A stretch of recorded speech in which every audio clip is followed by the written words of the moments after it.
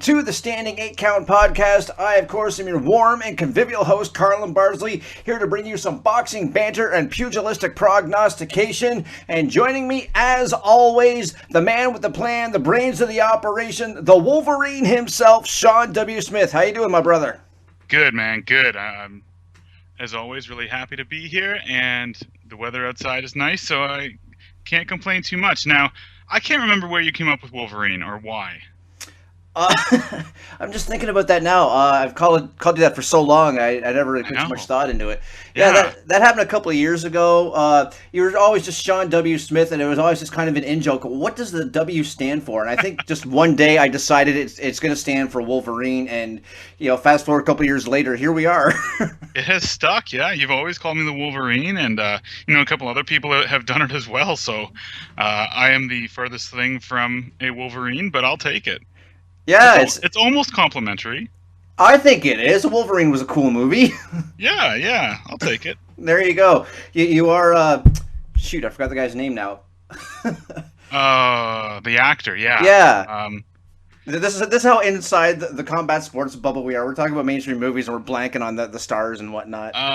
Hugh Jackman. Hugh Jackman. Hugh Jackman. Yeah. I was gonna say Heath Ledger, but he was the guy that died. He was the Joker, right? He's the Joker. Yeah. Yeah. You're not that guy. I am not that guy, thankfully.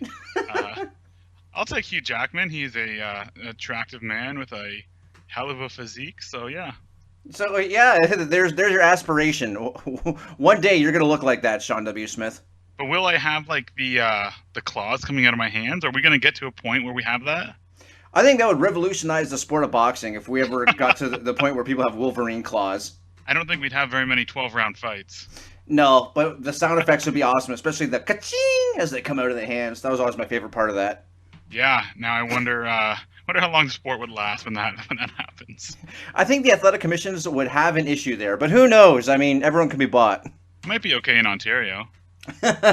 Oh, don't get me going on that, Shawn Smith. Well, hey, I hate to break up the fun here, but we have to say goodbye to an old friend in the form of Friday Night Fights on ESPN. Mm-hmm. Last weekend marked the last episode after 20 years. They got their start, almost 20 years. It was started in 98. And that was a place where a lot of guys really got their first looks. I mean, we talked last week about the Ward Gotti fight in our classic fight segment, but guys like Erislandy Lara, John Pascal, Brian Vera, Peter Manfredo, Jose Luis Castillo, Margarito was on there, James Kirkland, Zab Judah. All these guys were featured on what became this monolith of boxing talent that just kind of carried us through the years. It wasn't as big a deal for me personally, just because I'm Canadian and I see whatever ESPN boxing coverage that TSN, our network here, allows me to. Yeah. But it had to be a big deal for a lot of boxing fans. Yeah, I think it was. I mean, a lot of people were sad to see it go. Teddy Atlas was such a instrumental part of that. He's so, I don't even know how you describe him, Carlin. He's just so outgoing. Doesn't seem like the right word, but he's inimitable. Yeah, we'll go with that. He's just such, like an enigmatic character. And he really, he kind of brought life to the show. But for the fights themselves, you mentioned a lot of great names there. Of fighters who have just been on the show over the last few years who kind of used it as a platform to get to that next level. So, it's a little sad to see it go, a little disappointing because for a long time, this was the big outlet for young fighters. And now we've got a few other options. Fox Sports 1 does some, I know CBS has a Friday night show. So maybe it's not as bad as it could have been, but, it's really interesting. I mean, what do you think the legacy is? Because you talked about a little bit about how we didn't really get it up here. I mean, we never, from my memory, I don't think we ever got it live up here. But the 1 o'clock or 2 o'clock a.m. showing on Friday. Sometimes I'd stay up for that when I was a little bit younger, or now we can PVR it. But I mean, what do you think the legacy is? I know it's hard for us Canadians, but what do you think?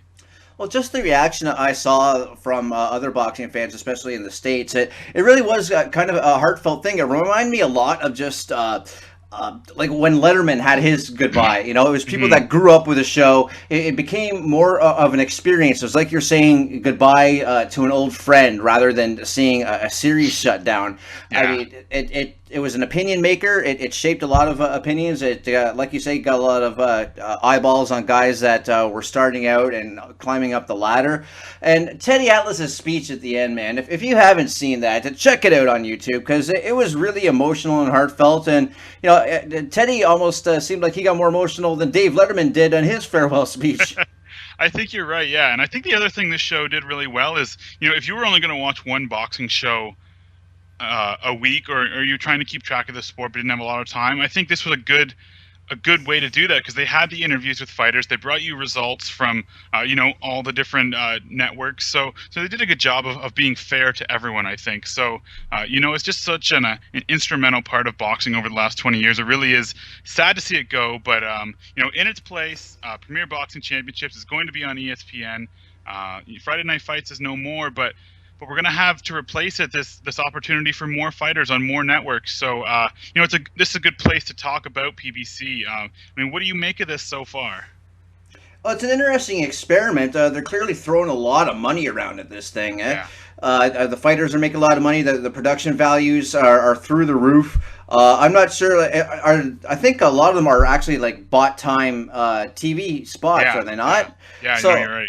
I'm wondering what the return is going to be on this. Is this just a massive money dump for these guys, or where are they going to make the return in the end? That's kind of my fear of this. But as far as the sport itself, I think it's been cool so far. There's a lot more high-profile fights on free television that we've seen, probably in my lifetime. I'm trying to think, back maybe the ABC Wide World of Sports days. It would be the next closest comparison. But I'm cautiously optimistic. For again, we always make the joke, for a sport that's dying, it's not too bad. Yeah, no, I think boxing it's not as alive as it's ever been, but it's doing really well right now. I think having this multi-platform, it's almost like, and I know we talk about MMA too much on this show, but it's almost like the UFC. They're trying to bring in their own championships and have their own stable of fighters. I think PBC is trying to do something similar to that, and they've got shows on CBS and Spike, and now soon it's going to be ESPN. They are doing a full-fledged takeover of the boxing world, which is good and bad. They're how far? Sorry, I don't mean to cut you off here, but it just made me think: how far can they get away with something like that, where boxing is federally regulated? They have the Ali Act and things of that nature. How far can PBC push that envelope in being the brand? That's a good question. I think we're going to find out over the next year or two. I think for PBC, it's really going to be this balance of can they do the takeover before they run out of money? Because like you said, right now, there's really no return. I'm looking at what Amir Khan's going to make Friday night, $1.5 million. That's a really hard amount of money to make back when it's on Spike TV. Bellator's on there. Their fighters are making, what, $100,000? It's a long-term plan that's going to take a long time to get the return. And part of me hopes that they do it just so fighters have this home where they can make good money. Obviously, we want the fighters to make money. I'm wondering how skittish the investors are going to get, though. They're just seeing all this money go and go and go. Well, when do they start saying, you know what, I said I was in for the long haul, but I'm watching this money just go down and there's nothing to show for it? Mm-hmm. Boxing's a dirty business at the best of times. Venture capitalism is just as dirty as far as I'm concerned. So yeah. I'm wondering how long it's going to be before these people start biting their nails about it. But for the interim, we're seeing a lot of great fights on free TV, and honestly, I think that's kind of where the sport is going. I think pay-per-view as a medium is dying. It's just the internet has come and kind of replaced it. People stream what they want, and that being on free TV, it isn't the worst thing in the world. The NFL is the biggest sport in North America by far. Free TV isn't killing them at all. So I wonder if the PBC thing is more of a what's the best way to put this? That they're throwing a lot of cash at it early, hoping to attract some high-level sponsors, and maybe that will help offset some of the costs. I think that has to be the thinking here. Yeah, no, I think you're right. And, you made a good point about the pay-per-view. Mayweather-Pacquiao did really well, but that's kind of an anomaly. There's not going to be a lot of fights that can come anywhere near that. I'd be interested to see if PBC does a a network or a Fight Pass sort of thing, the way WWE has, the way Matchroom Boxing has in the UK, or the UFC has done. I mean, is that a viable moneymaker for them down the road as they get together this this amount of footage of all their fighters? And the high point of that is that they get to cut out the cable companies out of that slice of the pie too. If Right. you're giving your content directly to the viewer, that really streamlines the process. You get to pocket a larger share of the money, which hopefully they pass the savings along to the consumer. But as much as Maypac did 4.4 million or whatever it was, like you said, that's an anomaly. I could see us going to a system where your tippity top fights are still going to be on pay-per-view, and that's your Maypac. Maybe if Golovkin and Ken Yellow, if that becomes a dream fight, they'll put that on pay-per-view. But the rest of it we'll see either on free TV or on a premium cable outlet like HBO or Showtime. Yeah, and I'm interested. Because they're buying the time on these channels, do they own the rights to that footage? I mean, could they just post it anywhere they want? I don't know the specifics of the deal. I would think they could have, because they're showing an infomercial, right? Right. So depending on what kind of deal they had, they could say, okay, well, this is PBC episode 4, whatever you want to call it. Here it is on our website. Go to pbc.com and join in the fun. I think they may be able to do that. If I'm wrong on that, someone out there in the Twitterverse, I'm sure will let me know, because there's one thing about Twitter, they love calling people wrong. They sure do, yeah. And, our Twitter's up now. This is a cheap plug for us, but definitely give us a follow. _8, 8 and then count. So, yeah, we're trying to get more involved. We want that feedback from people. While we're talking about PBC, I think it's a good time to transition to Friday night is Amir Khan, Chris Algieri. I mean, this is a really good fight, I think. I think Amir Khan is a little faster, a little slicker. Power punchers give him trouble, but I don't think that Chris Algieri is that guy. I mean, what do you make of this fight, Carlin? I just don't think Chris Algieri is that good. Am I missing something about Chris Algieri? I mean, yeah, he showed tons of heart in that Provodnikov fight, but how many paydays did that really buy him? He was in there basically to lose to Manny at half speed. I don't see Amir Khan having an issue with Chris Algieri at all. Shawn, what am I missing about Chris Algieri? What's the allure there?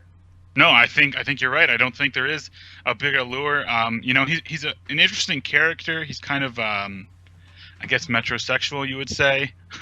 But I think, I mean, after he loses to Amir Khan, especially if he gets stopped, I think we're going to stop hearing about his name. The Provodnikov win is really the only thing he has to his credit, and that was a split decision victory. He showed heart in that fight. Like you said, he was dropped twice in the first round. Manny dropped him. I can't remember how many times, but I think it was like 5 or 6 times Manny dropped him. So I don't think he's that great of a fighter. He's lanky. I mean, if he can use his reach and his length, he can have success against fighters, but I just don't think he'll have success against someone like Amir Khan. No, Amir Khan takes this one handily, in my view.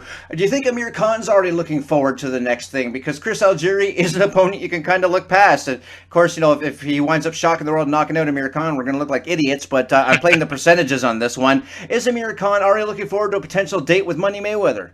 I think so. I mean, I think he needs to focus on Algieri because, anything can happen in a fight. But, all anyone is talking about here is Amir Khan versus Floyd Mayweather, possibly for September.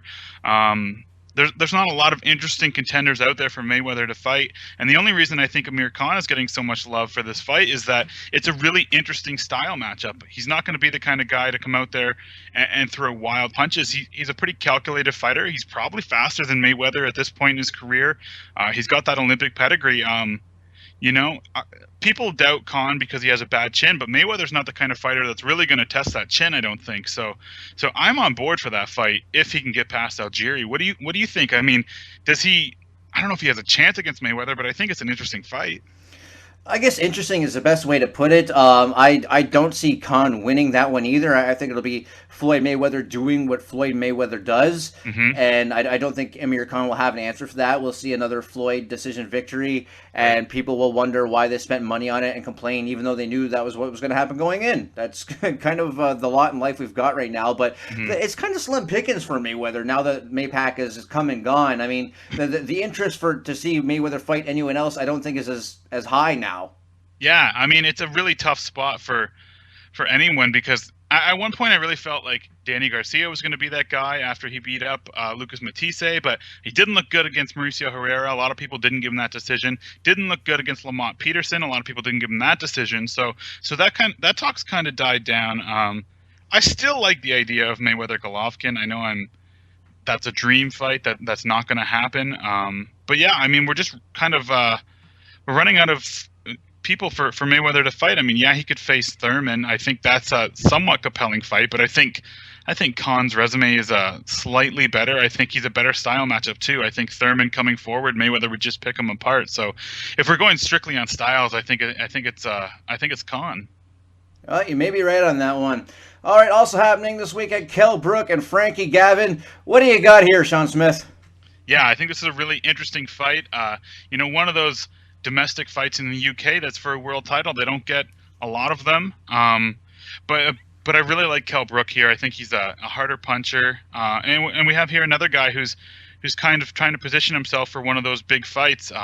Kell Brook has been calling out Amir Khan for the last year. He really wants that fight. Maybe we'll see that next summer. Maybe that's a Wembley Stadium show. That would be a huge fight in the UK. There's also talk of Kell Brook versus Manny Pacquiao maybe in the fall. So Really? I think that's an interesting fight as well. But I think Brook has his way here. Gavin's a good boxer. He's not world class. Brook hits harder. He's a little more slick. He needs to watch out for Gavin's counter punching. He's a good defensive fighter, but I like Brook here by decision. And so it's not going to be fun time for Frankie Gavin. Is that what you're telling me? That's what I'm telling you. I can't really see how he gets it done here. That's too bad because I do want to hear the word fun time being shouted in a big announcer voice. That would be amazing. Yeah. I'm a simple man, Sean Smith. I have simple pleasures. Yeah. No, I think that'd be fun. It'd be a fun time.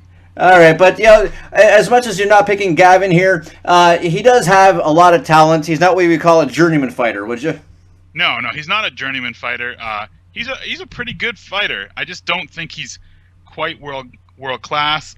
He lost to Leonard Bundu in August, and I think that fight kind of took some of the shine off him. He's won 3 fights since then. He's looked good in all of them.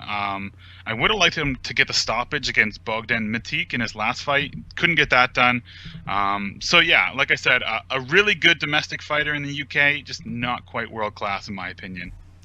Well, speaking of the UK and speaking of journeymen, we did have an occasion to speak with Mark Turley, who is an author, wrote a great book about journeyman fighters over in England. In fact, why don't we jump to that right now? And joining us now in the program, we have the author of Journeymen, The Other Side of the Boxing Business, A New Perspective of the Noble Art, the one, the only Mark Turley on the program. How are you doing today, good sir? Hi guys, thanks for having me on. Yeah, I'm doing very well, thank you. It's half-term holidays here, so I'm relaxing, sitting in my lounge. Nice, man. Beauty. I'm envious of you already. So explain to our listeners a bit about what a journeyman is, because a journeyman fighter, the term, it's a little bit different over here than it is across the pond in England. It may be different over there than it is in England. It's also a term that has changed over the years. So it's one of these words that gets bandied around a lot in boxing.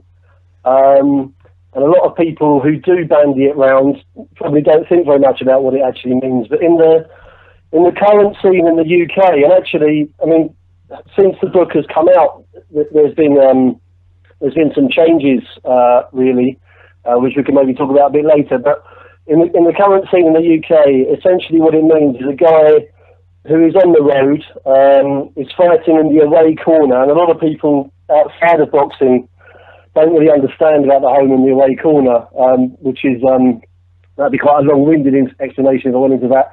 he's fighting in the away corner against a guy who essentially has paid for him to be there, because here in the UK, especially at the lower levels, the way that it works is that the home fighters sell tickets. And generally speaking, they'll be expected to sell about 80 for each show that they're on. And out of that money that they generate from the ticket sales, a large chunk of that money goes to pay for their opponent. So the journeyman has his wages paid in English money. It's normally about £1,000, £1,100, something like that per fight. And he's going in with a guy on the other guy's promoter's show. And as I say, he's having his wages paid by that side of the promotion. So obviously the kind of, it's not an explicit thing. Some people say to me things like, is it fixed? Fixed is too strong a word for it most of the time. Sometimes you could use that word, but mostly not. But there's a kind of implicit understanding that that they're not there to win. So, essentially they're going to take the guy around, and more often than not, they're going to lose on points. So basically, boiling it down into a sentence, these guys are basically paid to fall down. Is that the gist of it? No, they're not paid to fall down. That's exactly what they're not paid to do, because if you fall down, if you get stopped inside the distance, you get suspended for 28 days. If you get cut, you get suspended for 28 days. These guys make their living by fighting every week, most of them. So the art to the journeyman is to be good enough defensively and crafty enough that you can take your man the distance without being stopped and without sustaining any damage. And there is actually, the guys that are good at this, there's a hell of a lot of boxing know-how and technique that goes into that, to be able to go in. Sometimes these kids they're going in with are top-class kids, and to be able to stay the distance with them, lose on points whilst making it look like a real fight and not sustain any damage, there's a fine art to that. Sounds like a tough gig, man. But for anyone who hasn't read the book yet, and you certainly should if you haven't read the book, Journeymen, it's a fantastic book. Just tell us a little bit about what the book specifically is about. Do you follow certain fighters? Is it more of a look, a third-eye look at the sport? How would you describe it? Kind of. I mean, basically, I came into... I've been writing for years and years and years, but I came into boxing journalism... Well, I've dabbled for a long time, but only sort of doing it seriously probably about 4 years ago. And from the first kind of press passes that I was given and attending small hall shows, places, I don't know if you've heard of it, over there in New York, there's a York Hall here in London, which is a very famous small hall venue. You go into these kind of places, I immediately became fascinated with these guys who are turning up. I mean, you're talking about guys who've got 200, 300 losses on their record, and turning up, getting a lot of abuse off the crowd, and fighting in the way that they do. And I immediately became fascinated with it, and then I started investigating it. And the thing that really, I suppose, attracted my attention as a writer was that I found that it had been an underwritten subject. There's a bit of a veil of silence, or there has been, over this topic, because it highlights to fans, casual fans, people who might watch a big show on a Saturday night but don't really understand how boxing works, and it shows it to them. And once people understand it, a lot of people do look at boxing slightly differently. So it was kind of an untold story, which is why I got into it. And then, as you say, I just built up some contacts in the game and based the book around 10 journeymen who've been active in the last 4 or 5 years. There's one guy who retired in 2010. There's a couple of others that have retired, and the rest are still fighting now. So that was the idea. Okay, so that's interesting. So rather than write a book on a Carl Froch or Tyson Fury or other fighters that are big over there, you were kind of drawn to these guys because there's no coverage on them. Am I hearing you correctly there? Yeah, I'm a bit like that anyway, to be honest with you, mate. As a writer, I've always been attracted to untold stories, and I've always been attracted to things that have a bit of controversy attached. And obviously, I mean, the example of Carl Froch, Carl Froch has had 2 or 3 books written about him already. But if you're talking about these sort of big fighters, Carl Froch, Ricky Hatton, Amir Khan, if you want to write a guaranteed boxing bestseller, that's the thing to do, is to go and find a a very famous champion and ghostwrite an autobiography. And I'm not necessarily saying I'd never do that. You know, if somebody came along and threw a load of money at me, I probably would. But it's not it's not the thing that fires my interest necessarily. I think it's a bit obvious. And with this, once I discovered the Journeyman subject and understood it myself, I found it a real eye-opener. I mean, I just found it very surprising that it hadn't been covered before. You know, I looked in bookshops and there was nothing about it. There was very little had been written about it in the media. And I just thought there's a chance here to kind of, you know, break a new story, really, to tell something that hadn't been told before. Right. Yeah, no, it's really interesting because, you know, I looked through the book and you look at like someone like Becky Moyo, who's 0-67-2. I mean, that just couldn't happen in North America. It would never get to the point where someone like that is allowed to fight. Yeah. Well, the interesting thing with that is that there are guys, obviously, that get their licenses pulled. There's a bit of controversy over why. I mean, one of the guys in the book, Robin Deakin, has had his license pulled. He's not boxing anymore, and his record is slightly better than Becky Moyo's. He did actually win his debut. Daniel Thorpe had his license pulled as well. With Becky, I think he's a very low-profile character. He doesn't cause any trouble for anybody, and he also is quite, you know, he's quite defensively adept. So he very rarely takes full-bodied shots. Some of the guys that get their licenses pulled are either guys who are a bit vocal and make comments and things like that the British Boxing Board don't like, or sometimes they're guys who take a lot of shots. You know, guys are a bit open and are perhaps taking too many punches. And Becky's not one of those, so that's probably how he's hung on in there so long. Right. I want to switch gears a little bit just to ask you about, you know, how you became a writer, how you got interested in journalism, and kind of, you know, how did you start writing about boxing? Well, how I became a writer, wow. I mean, that's it's going to be difficult to answer that probably without sounding very pretentious. But the truth of the matter is, I've always written. Really, it's something that I've done since I was a kid. As a youngster, like a teenager, I used to write short stories and things like that, fiction. I had a few published. I wrote poetry. I wrote a novel in 2004, I think it was. I had a novel published. Wow. I've had a history book published. So I've done all kinds of, you know, I've worked as a freelance writer. I've written all kinds of crap, guys, to be honest with you. I wrote an article once about the benefits of organic skincare for magazines, if they paid me to do it. You know, you wouldn't believe some of the stuff that I've done. But the boxing, I'm from a boxing family, basically. My dad was an amateur. There's generations of my family have been involved in boxing. I'm never exactly, I'm not very good with this stuff. I'm never exactly clear what relation he is. He's something like my second cousin. But Robbie Turley is the current Welsh and Celtic super bantamweight champion. So there's boxing all through my family, and I've always watched it, and I've always grown up with it. And I had sort of written bits and pieces here and there on the internet about boxing. And then, to be honest with you, what actually happened was, I'm a drummer as well. I used to be. I played drums to pretty high standard. And when my second daughter was born, I had to pack in music. I didn't have the time for it anymore. And I needed something else to kind of get my teeth into. And I just went into the boxing journalism because it was there. And I just thought, you know, I'll get involved with that as something else to do. And I guess it's serendipity, but it's just worked really well for me ever since I've got involved in it. One thing's led to another. You know, I'm working on my second boxing book at the moment.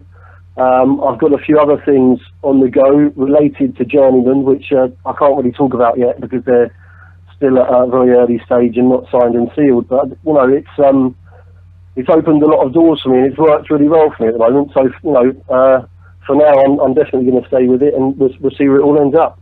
Right. Now, why was now the right time in covering boxing for you to write a book? Because lots of people, they're in the sport, that they cover boxing for decades, and then they decide to go into book form. You kind of went at it from the opposite edge. What provoked you to do that? Well, I mean, to be fair, there are guys as well. There's guys that have never really covered boxing that have written books about it. But I think from my point of view, it comes back a bit to what we were saying before. about the fact that I wasn't attracted to the sort of mainstream kind of books. So I started covering boxing. I became aware of Journeymen. I slowly kind of learned about their role and how it worked, and found it fascinating, and all the implications that it had for boxing as a sport. Because something that people don't realise really is that professional boxing as such is not really a sport, it's a business. The famous quote from Frank Bruno, our old British heavyweight from the 80s and 90s, was that it's show business with blood. I think you might have nicked that quote off somebody as well, actually, but we always attribute it to Frank Bruno. But that is exactly what it is, really. And by highlighting Journeymen and examining their role and the way it works, you really sort of get to grips with all that. And as I say, it just hadn't been done before. I was surprised. I looked around, out of the sort of the back catalogue of boxing books, and it was just an unwritten subject. And so I pitched it at a publisher. They were interested pretty much straight away, and that was that, and away I went with it. So you talked about you've written a novel before, and this is your first, nonfiction book. What's kind of surprised you about that writing process, and what did you learn from writing this book? Really, with this one, it's a different sort of writing. Writing a novel, I have to admit, looking back on it, I didn't particularly enjoy writing a novel. I used to like writing short fiction.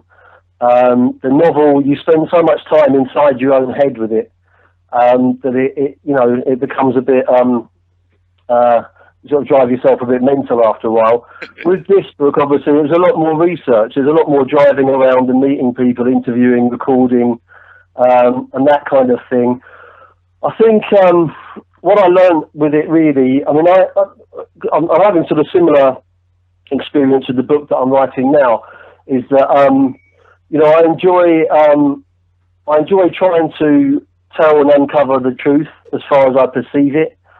All of us have a different perception of what that is, and that inevitably in doing that, you are going to upset a few people. I think I've had quite a lot of people say to me, as a result of Journeymen, that it was brave of me to write it, and I always say, well, it was coming back to what we were saying before, that it was easy for me to be brave because, as things stand, I don't make my living from boxing journalism. It's not like I'm, Steve Bunce or somebody like that, or Thomas Hauser or somebody in the USA that's where their living comes from. So I could upset a few people and tread on break a few eggs, and get away with it, whereas perhaps someone else more entrenched in the business wouldn't be able to. So yeah, I think I've learned that to use a cliche, you can't make an omelette without breaking eggs, really. Right. You kind of talked about this a little bit. You upset a few apple carts, but has there been much backlash? Have you heard anything from major promoters or fighters about what they think of the book? Yeah, I can't actually name names and things like that for obvious reasons. But I have been threatened with lawsuits from a couple of people that they didn't push them through. Another thing, you're talking about things that I learned from the book, which is useful for writers to know. One thing I found out is that libel suits are extremely expensive to bring, and that a lot of people will threaten them in the hope that you're going to change what's written without actually having the intention of carrying it out. But I had 2 threatened lawsuits, and I had someone else actually threatened me physically. But the thing with that is, obviously, what you don't want, people in the boxing business, there's a lot of shady characters involved in the boxing business. So when people make those kind of threats, you have to take them seriously. But I had enough other people supporting me with it that it didn't bother me too much, and nothing came of any of that in the end. So I've carried on. I still go to the odd show. I'm very busy with my next book that I'm doing now. I've continued going to the odd show, and as far as I'm aware, there aren't any. I haven't been kind of blacklisted, as far as I know. Although there have been a couple of shows I've been turned down for, so maybe you never know. You don't know what's going on with some of these guys behind the scenes. Yeah, I mean, I think everybody's been blacklisted from a company or two that covers boxing or combat sports. You kind of mentioned a little bit about advice for other writers, but from this process, I mean, is there any other advice for a young writer looking to tackle their first book? Oh, I'm not sure. I think I don't know. It would sound quite pompous of me to sit here giving advice. You know, I'm not Shakespeare. It's not like I've cracked it. I feel I could still do with advice myself, mate. To be honest with you, but I'd say find something you're interested in, and then be honest with it. I think a lot of people try to write to please their perception of whatever the audience wants. And I'm not sure that that's the right way to go. I think that you need to start with anything really. It's the same as when I used to play music in bands and stuff. I think you need to turn yourself on first before you can expect to turn anybody else on. So if whatever it is you're doing creatively, if it doesn't excite you, you're not going to excite anybody else with it. So, you know, the Journeymen thing excited me because it was untold. The next book that I'm doing excited me because it's very, very unusual. And it may be that the fact that it's unusual means that it kind of misses the standard boxing market. I don't know, but it interests me anyway, and so that spurs me on to do it, because a book is a massive undertaking. I've known, whether you're talking about novels or anything, I've known so many people over the years that have said, I've started writing a book, and they get to kind of 10,000 words and they give up. You know, it takes a long time, and there's going to be periods writing that book where you're tired, and I still have a day job. You get in from work, and the last thing you want to do is sit in the kitchen with your laptop for 3 hours and write. But if you're really excited about the book that you're doing, then that'll keep you going. And if you're kind of doing it for the wrong reasons, then I think you're more likely to fall away with it. Just to turn it back to the Journeymen themselves here, you obviously went up and down the road with these guys. Did you learn anything about the psyche of these Journeymen? I mean, what goes into their headspace when you know that they're basically, not to denigrate them, but professional losers? I think that the first point to make is that, like all fighters, they're all individuals, and it's not necessarily so easy to make these kind of generalizations about any boxer, really. People, again, on the outside have their perceptions about fighters and why they do what they do, and a lot of those perceptions are off.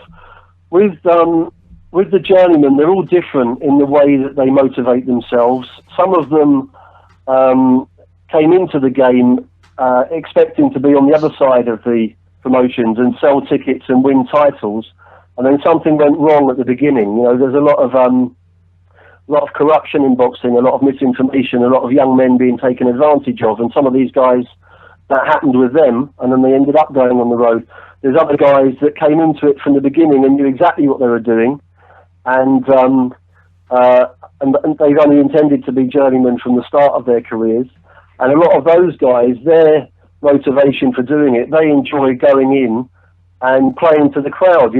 It's a buzz either way. You can go in, if you're talking about a small hall event, a very successful ticket seller in this country anyway might have sold 500 tickets. That's really good going. So if you go in, if you're the home corner boxer, if you go in and you've got 500 people chanting your name and singing along to your theme tune and all that, that's a real buzz. But then at the same time, if you're the guy that comes in, 5 minutes before him into the ring, and those same 500 people shouting abuse at you and who are you, and all this sort of thing, and you can stand there in the ring and absorb that atmosphere. A lot of these guys love it. It's like they're the pantomime villain. It's the classic old Sonny Liston quote about bad guys and good guys. I can't remember exactly what it was about looking it up now, but how boxing is like a cowboy movie, bad guys and good guys. And it's just, a lot of the time in these promotions, they're the bad guys, and they love that. They love coming in and winding up the crowd and playing to all that, and they use that for their motivation.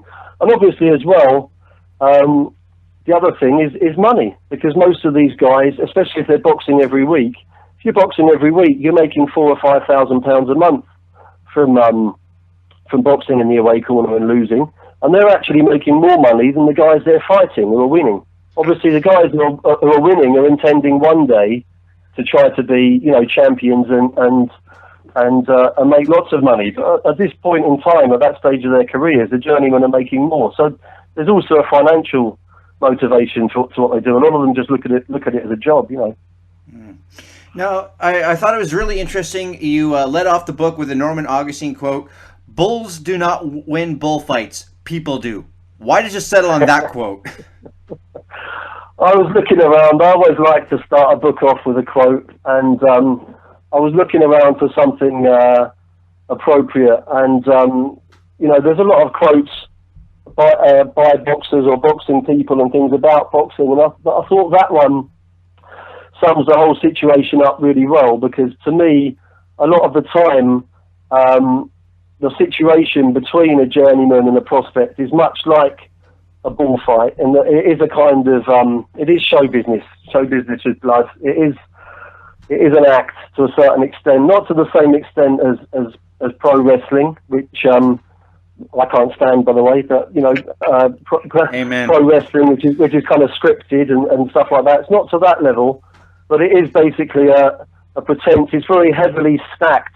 It's a system that is stacked in the home fighter's favour, and obviously a bullfight is heavily stacked in the matador's favour, although sometimes you do get that one bull that for whatever reason on that particular day says, you know what, I'm not taking this shit, and they go and they flatten the matador. And that happens exactly the same way with journeymen. Every now and then you'll get a journeyman that will go in there, the ticket seller's not good enough, maybe he's in a bad mood that day, whatever it may be, and on that particular occasion he'll put out all the stops and knock the guy out, you know. So I just thought that quote summed it up, really.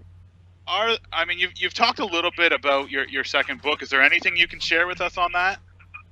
Yeah, it's I'm really excited about it, actually. Although, as I say, I'm not a guy who gets excited about sales necessarily anyway. I don't know how it's going to do sales-wise, but as a book, I'm really excited about it because I think it combines genres. So it's basically about I'm on the phone to Canada here. So, someone just walked in. It's basically it's about a guy called Jerome Wilson, who's a light welterweight prospect here in the UK, and was a bit of a hidden talent. He was one of these guys that there were whispers, you know, from the gym about how good he was. They called him Sheffield's Mayweather. Ryan Rhodes, who's a three-time world title challenger, called him that.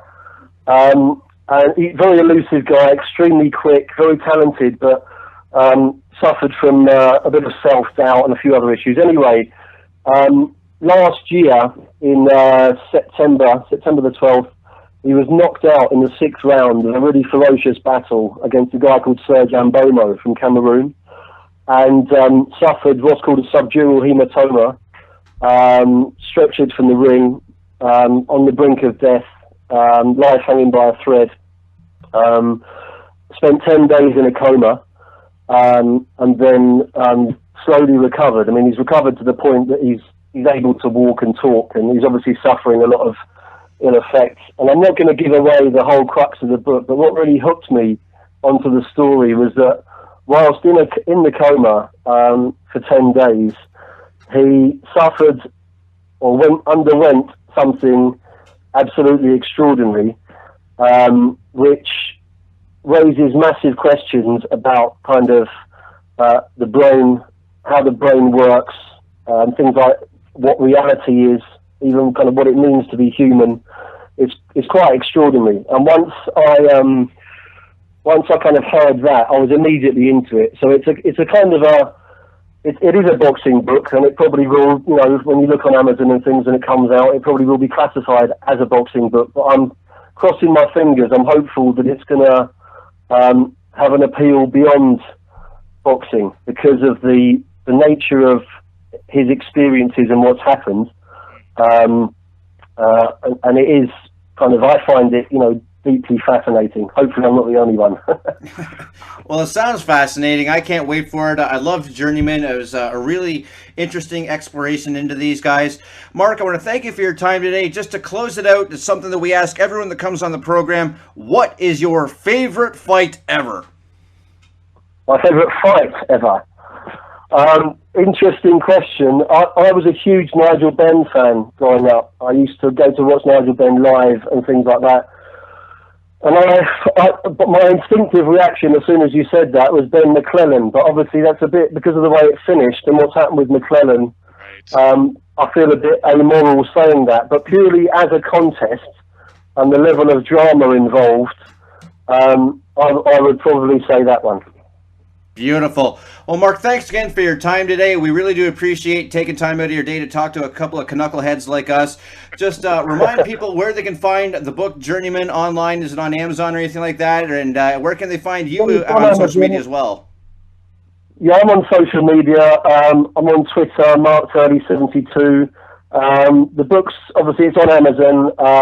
It's published by Pitch Publishing, so it can also be got from their warehouse. I mean, over here in the UK, it's in bookstores as well. I would expect it probably isn't over on the other side of the pond. I don't know. And the next one is called Wiped Out with a question mark. Wiped Out. So that's actually available for pre-order now. Again in the UK. I don't know if it is in America yet, but yeah, if people could look that up too, that'd be lovely. There you go. Mark Turley here on the Standing 8 Count. And now it is time for the Canadian Corner. Yves Ulysse picking up a 5th round KO. He looked fantastic as he usually does, Sean Smith. Big things in the future for this guy. Yeah, I've talked about him a lot, and he lived up to the hype. 5th round knockout. What I noticed here is that he really was kind of planting his feet and throwing those harder shots a little more than we've seen in the past. So I think he's adjusting to the professional style of needing to throw a little harder. He's still keeping up his punch rate, which is really good. And yeah, he had that confidence. He had that swagger that we've seen in the past that I've talked about. And he's going to be on the June 20, the undercard of David Lemieux, Hassam Nadam. That's going to be at the Bell Center. So if you're in Montreal, that is definitely a card worth checking out. But yeah, he looked really good, and sky's the limit for this kid. We got to get him on the program. If he's fighting at the Bell Center, I mean, we got to get our hooks into this guy early because we do great things for fighters. Yes, we sure do. This past weekend, we talked to Tyson Cave last week. He came out, got the 3rd round victory. This fight, there's no video of it, but I suspect with a 3rd round victory, he must have looked good. Yeah, I mean, there's not too many 3-round TKOs where you come out looking bad, and apparently he might be fighting for a world title this summer. Is that right? Yeah, that's kind of what he said on his Facebook page. He couldn't say too much about it. We asked him about it last week, but I think July 25th is the kind of the date they're looking at. We're not sure which world title, but I think it'd be really exciting if Halifax could have another world champion. Anytime a Canadian fights for a world title, I get excited. It's great for a country that doesn't get enough love when it comes to boxing. So that's kind of one of our missions in life too, isn't it? Absolutely. A raison d'etre, to throw a little French in there. Yeah, and if it's not Tyson Cave fighting for a world title next, it might just be Logan McGuinness. Picked himself up off the mat this past weekend. He was on the DeGale Durrell undercard. He was dropped in the 1st round, came back to win a close 6-round decision over Gerardo Cuevas.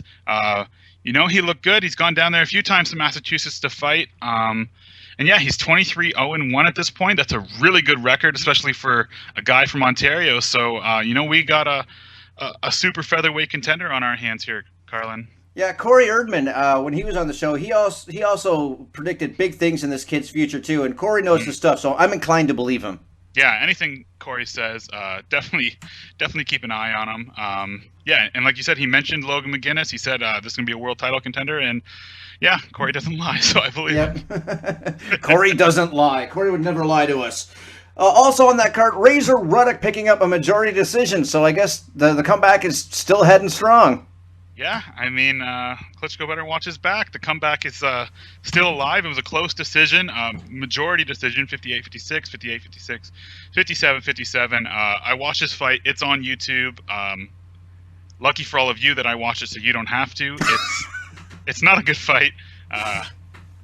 Razor Ruddock didn't look good. His opponent is a chubby, probably a bartender or janitor or something like that. I don't know. Not a great fighter. Eric Barak moved his record to 8-3. Yeah, I don't know where we're going to see Ruddock next. It might be here in Ontario, maybe later this summer. Maybe he'll be on the Denton Daily undercard again in August, like he was for his previous fight. You know what? I am perversely intrigued by this Razor Ruddock comeback. The first fight was just so terrible that this is more of the same. I don't think as terrible. I mean, Razor Ruddock didn't take a nap on the canvas between rounds in this one. No, he did not.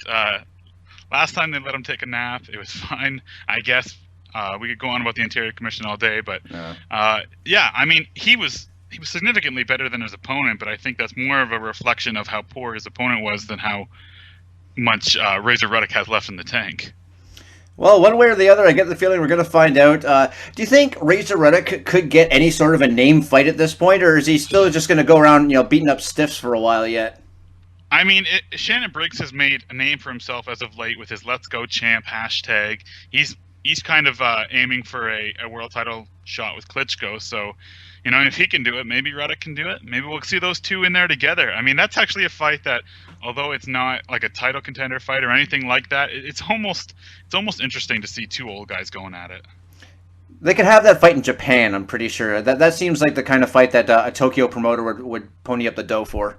Maybe we'll see it in like Macau or something. There we go. Now we're thinking outside the box.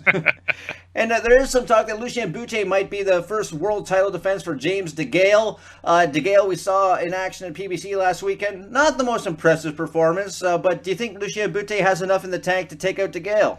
I would probably pick DeGale, but I think that's a really interesting style matchup for Boutte because DeGale's not the guy with a lot of power. I don't know that he could really test Boutte's chin, and the problem, I think, is just I don't know how much Boutte has left. Like you said, he lost to Pascal. He lost to Carl Froch big time in a really terrible performance. So, personally, I'd rather see him kind of right off into the sunset. But he wants to continue fighting. I think he's training with Freddie Roach at this point. So, if anyone could do anything with him, it'll be Freddie Roach. So we'll see. I mean, if he gets that fight and he looks terrible, it's definitely time to hang him up. But, I don't think DeGale's the kind of fighter who's going to make him look too bad if that fight happens.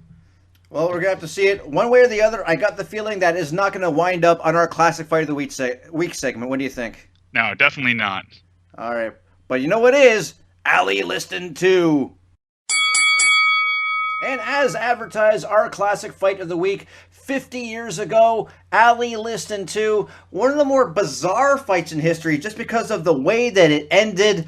It closed the book on Sonny Liston as a heavyweight name, so to speak, and it really took Cassius Clay at that time, or now Muhammad Ali, to the next level. It was kind of a historical touchstone in a lot of ways, Sean. Yeah, it really is one of those bizarre fights, isn't it? I mean, if you believe the fix was in, you call it the Phantom Punch. If you believe what Ali says, you call it the Anchor Punch. But I guess first we'll talk about what happened during the fight. So they fought before, and Ali won. I think it was in the 6th round. So this time they meet again. Ali Liston 2, and Ali finishes him in the 1st round with a punch that a lot of people say they didn't even see land. I mean, it was one of the most bizarre punches, maybe the most bizarre punch in boxing history.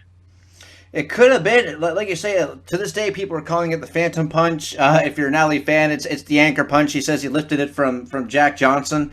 Mm-hmm. It was really interesting because, like you say, people didn't really know what happened until I guess slow motion replay was an advent back then, and people saw in the slow motion replay and went, "Wow, I guess he did hit him with something," but. Even after that, even after the punch lands, Liston dropped in just a really weird way, and he got up and he fell again, but it didn't look to me anyway, like a guy that had his brain rattled and he was just trying to figure it out and his legs just weren't under him yet. It looked more theatrical, for less of a lack of a better term. Yeah, and I mean, it's hard to really put a finger on what a guy's supposed to look like when he's hurt and what he's not supposed to look like. But for people like us that have watched a lot of fights, you kind of know. And the way he almost got up and then he kind of said, "Screw it," basically.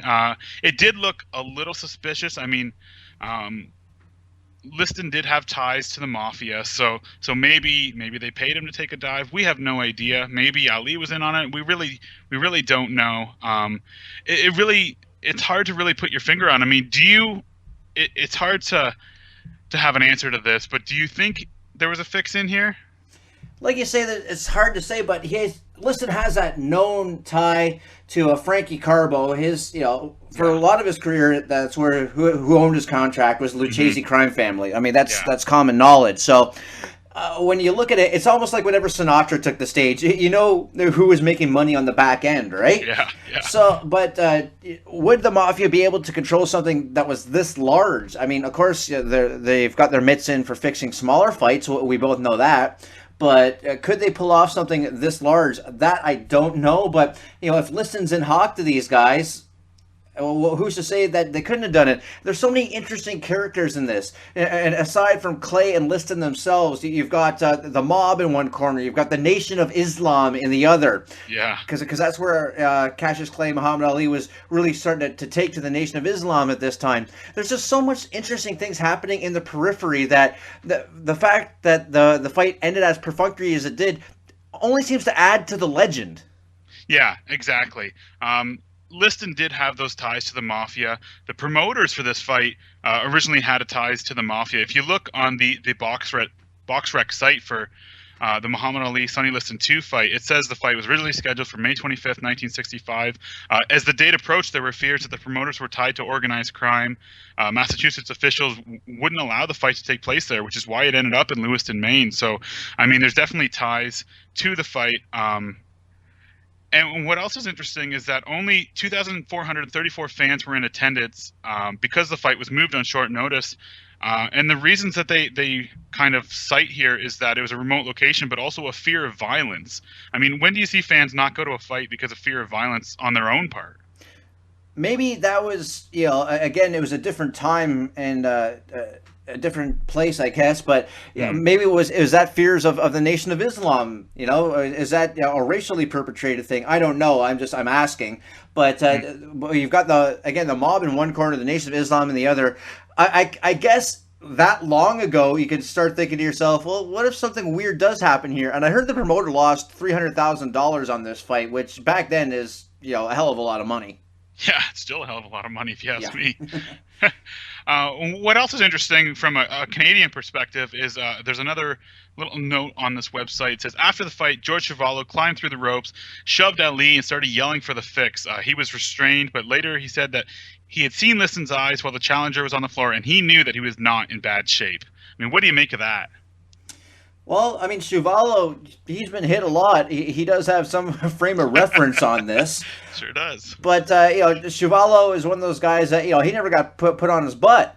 So, I don't know that he'd have that much experience with, what a knockout feeling should feel like. I guess he'd seen enough and dished out enough of them.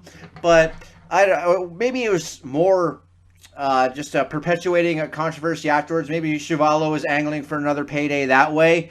I don't know, but it's interesting that all these weird characters in the background. We have to have one Canadian representative too. That's right. Yeah, that's the only reason I really brought it up is that we had the Canadian representative.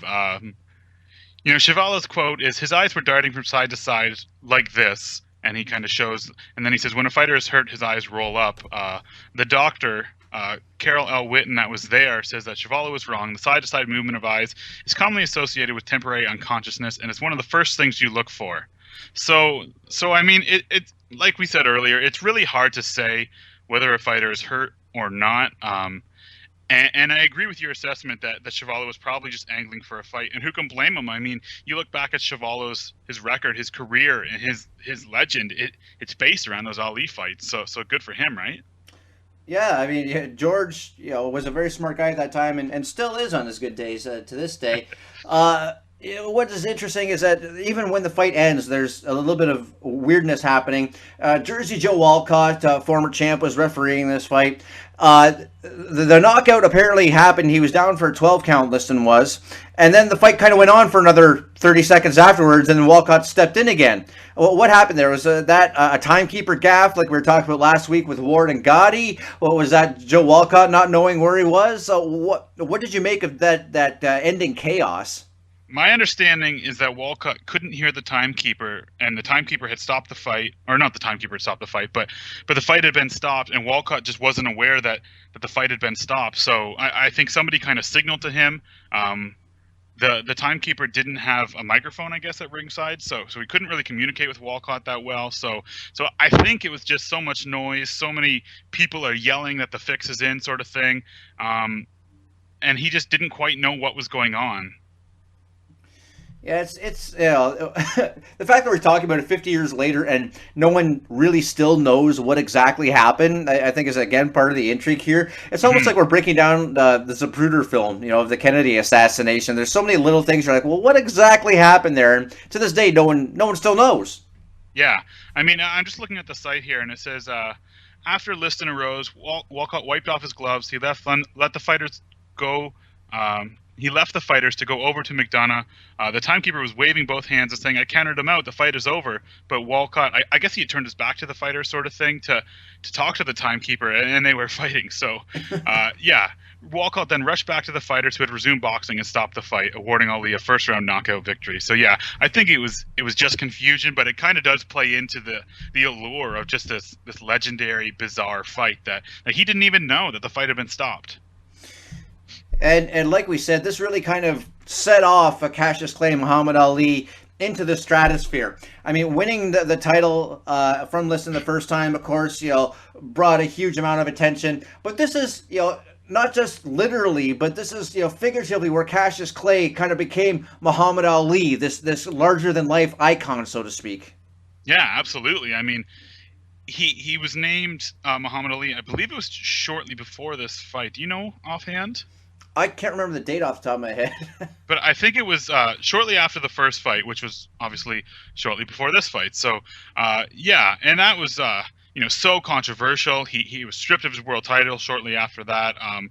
He really is the most interesting, compelling figure in the sport's history. I mean, after this, he fought George Chuvalo just under a year later, had a couple more title defenses, Floyd Patterson, Henry Cooper, and then he was stripped of his title not that long after. So, it's just, he is really the most transitional boxer in the history of the sport. And he kind of brought boxing to that next level. It had always been a fairly big sport in North America, and the U.S. particularly, because there wasn't as many sports then as there are now. There wasn't as much to do, so people would listen to the Joe Louis broadcast, the Sugar Ray Robinson broadcast, sort of thing. But Muhammad Ali, with the introduction of television, this flamboyant character who was an exciting fighter to watch, I mean, he really took boxing to the next level. And this fight, I think, it got so much attention. The first fight, I don't think, got as much attention because no one really thought Ali had a chance. But this fight kind of presented that opportunity for Liston to get his chance to get his title back. He was the favorite over Muhammad Ali, if I remember that correctly. So yeah, I mean, Ali, this fight sent him to the next level, really. And it gave us one of the most iconic pictures in boxing history.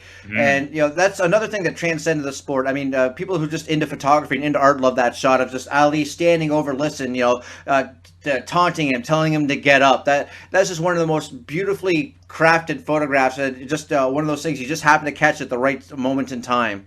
Yeah, I mean, that photographer, like, that photo will live forever because he just happened to be in the right place, right time. For us knuckleheads, I mean, it's the same thing as that Bobby Orr shot where he's diving through the air after scoring I believe it's a Stanley Cup winning goal. I mean, right. Sometimes you just have these photos that just sum up the event. And for these reasons and more, that's why it is our classic fight of the week.